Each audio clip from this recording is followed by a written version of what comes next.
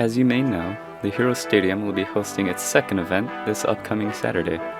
We have a brand new spooky field, along with a brand new spooky game mode, Exorcist vs. Ghosts.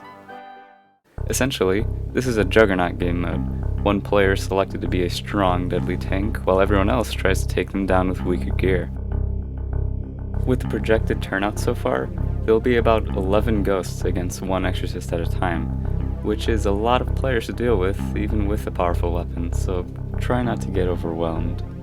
We also added a small twist, the Angel role, which is a supportive ghost who heals and buffs their allies. They're very vulnerable on their own though, which makes them easy to pick off for an Exorcist.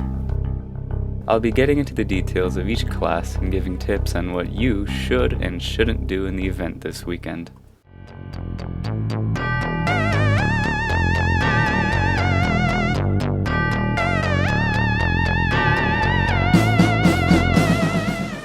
As a ghost, your only objective is to kill the Exorcist. The only thing you have at your disposal is a rusted shovel, which, of course, is not nearly strong enough to defeat the Exorcist on its own. As a ghost, it's crucial to strategize and coordinate with your allies in order to make effective attacks against the Exorcist. Remember, it's easy to overwhelm them. Their weapon is an axe, which can dish out some serious damage, but it has a considerable cooldown for you and your team to take advantage of. Their axe also has a knockback, which means you get a free head start in running away if you get hit. Just remember, it only takes one more hit to end you. So, what are some things your team should do for an upper hand? Number 1. While it may be effective for everyone to just immediately crowd the Exorcist, it's not always a good idea to stay in one large group. Consider breaking up into 2 groups, one to actively attack the Exorcist, and the other to flank the Exorcist and catch them off guard if they try to escape and recover. Keeping the Exorcist busy is really important, as this minimizes the amount of break time they get to recover HP and form a plan. If you're in the flanking group, it may be a good idea to get a buff from a nearby angel, then sneak up on the Exorcist while they're distracted by another group of ghosts. Number 2. Remember, the angels are your best friends. Their damage buff gives you +3 attack, meaning you can beat up the Exorcist pretty hard, especially if multiple ghosts are buffed at once. The angels are also a saving grace if you take a bad hit. They can shoot a healing dart at you to instantly regenerate some of your HP, allowing you to take another hit before death. Just make sure to keep an eye out for them, as they're defenseless, high-priority targets for the Exorcist. Number 3. Learn the map's major routes and choke points. This field has a number of choke points and flank routes to take advantage of. Having good knowledge of these can make it easier for you to escape an Exorcist, and even catch up with one who's trying to escape from you. At choke points like this one, beware of the Exorcist's holy water. This tool is effective at denying areas, discouraging you from entering it. Of course, you still can, but you'll be heavily disadvantaged as the effect prevents you from doing any damage for a significant amount of time. If the Exorcist notices you touch the holy water, they may target you. Now, what are some bad things to do as a ghost? Number 1. Never stray off from the group. This one's self-evident. If the Exorcist catches you alone, it's easy for them to land the 2 hits necessary to kill you. You can't do much against the Exorcist in this scenario other than try to run away, but they'll eventually catch up to you if they know what they're doing. You can try to get a few hits in, but it won't do a lot of damage before you die.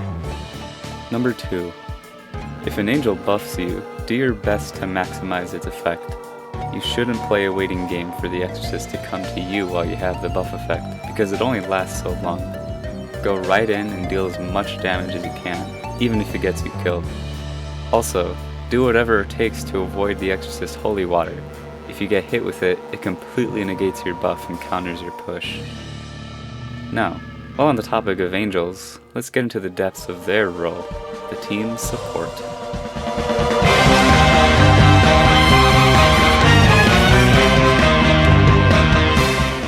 As an angel, your objective is to provide your allied ghosts with buffs when they need it, but you are also capable of hurting the Exorcist yourself. Unlike the other ghosts, you have a bow with an assortment of 4 arrows and 4 golden carrots. First, your haunted tracking dart is a spectral arrow. You should fire this at the Exorcist to highlight them for your team, doing some damage as well. You only have one of these, so don't miss your shot. Next is your Cursed Energy Dart, which is a Strength 1 arrow that lasts 22 seconds on hit. You should fire this at an ally to give them a big damage boost. Just consider the amount of damage they'll take from the arrow. You also have 2 Regenerative Ectoplasm Darts, which are healing 2 arrows that you can use to patch up some of your allies. These must be fired softly, otherwise a fully charged shot does more damage than it heals. And finally, your Golden Carrots. The Exorcist has some bread to munch on to regenerate HP and stamina, but your fellow ghosts have nothing to eat. This is where you come in. Make sure to feed your hungry friends, and don't feel bad if you need to eat some of your own. Now, for the tips and tricks. Number 1. Consider saving your Haunted Tracking Dart for when you're in a pinch against the Exorcist. Chances are, the Exorcist is going to try and sneak up on you in order to pick you off without the other ghosts noticing. So, when that happens, instead of being totally defenseless, you can fire this arrow in their face, doing some decent damage before trying to get away. The arrow will alert your allies to the Exorcist's location, that way they can come in and help you. Number 2. Remember, your arrows do damage. If it's a truly desperate situation, you can still fire your other darts at the Exorcist to hurt them. Try to keep your distance though, as you really don't want to feel the wrath of a buffed Exorcist. And like I mentioned earlier, a fully charged healing arrow does more damage than it heals.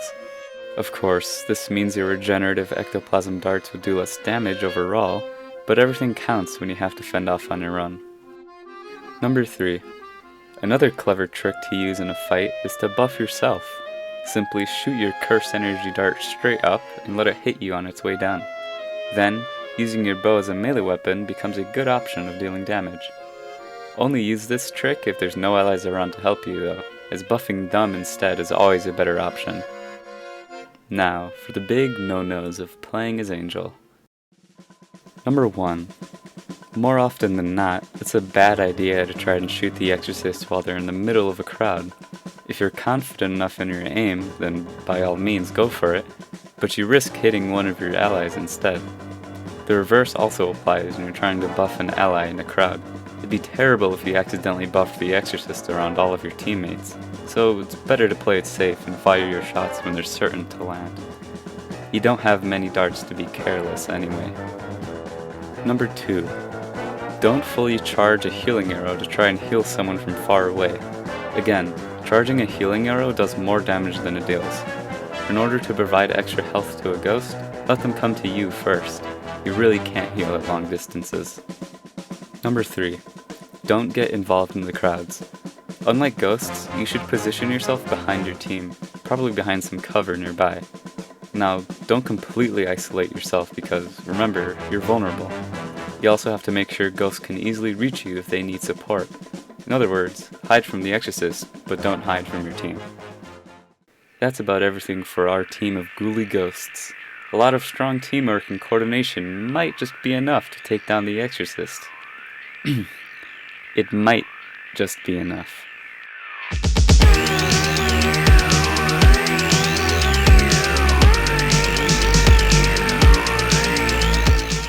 As an Exorcist, your objective is simple. Kill all of the ghosts. Kill? Exorcise? Free the ghost? I don't know, man. Let's just get this. The Exorcist is equipped with a powerful axe, which can two-hit a ghost if it's used right. You also have a bottle of holy water, which is a lingering potion of weakness. Very good for closing choke points and doorways. Use it wisely though, because you only get one. You also have some bread to eat in your downtime. You might be thinking, well, little, all I gotta do is crit everyone until I win, right? Well, right, but there's a bit more to it than that. As I mentioned with the ghost team, using your brain in this game mode can be the difference between winning and losing. That being said, let's talk about some things you should practice in-game as the Exorcist. Number 1. Take out their angels early on.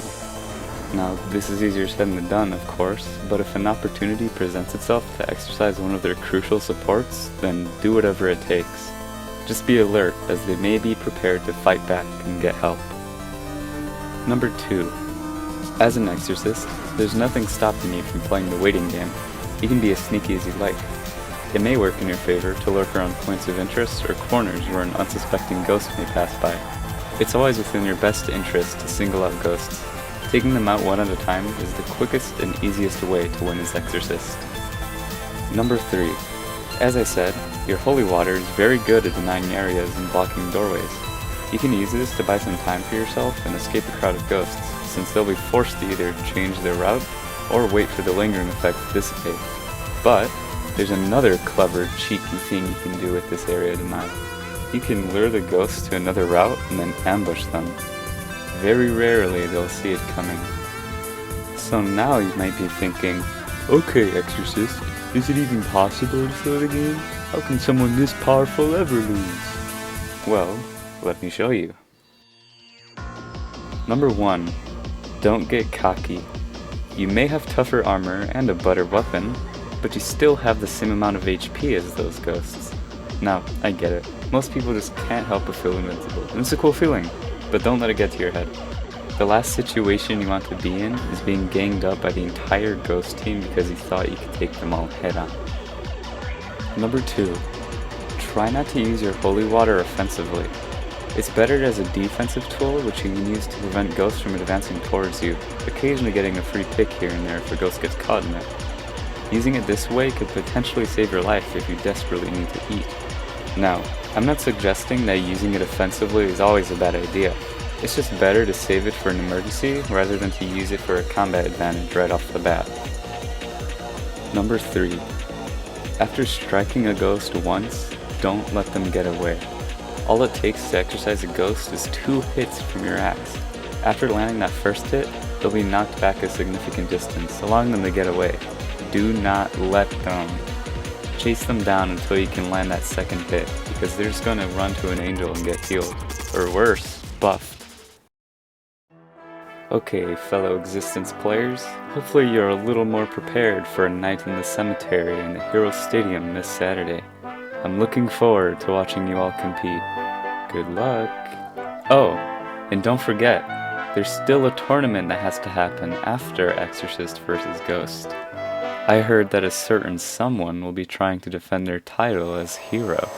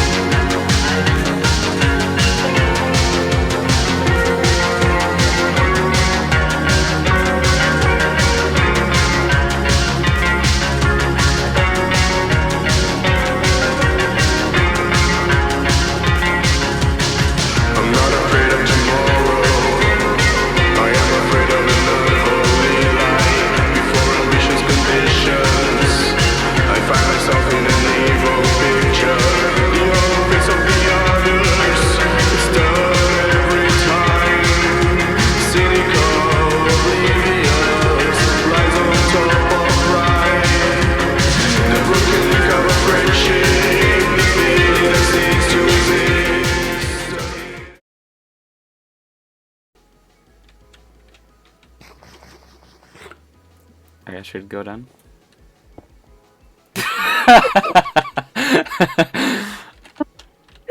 That's funny.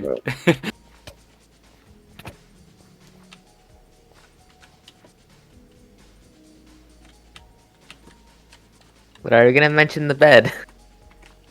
Oh, whoops, forgot that was there. Yeah, let me break that.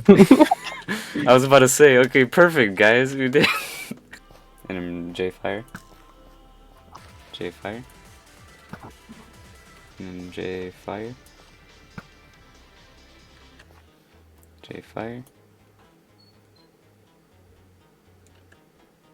I can't tell. Can I like hang myself? Alright, sweet.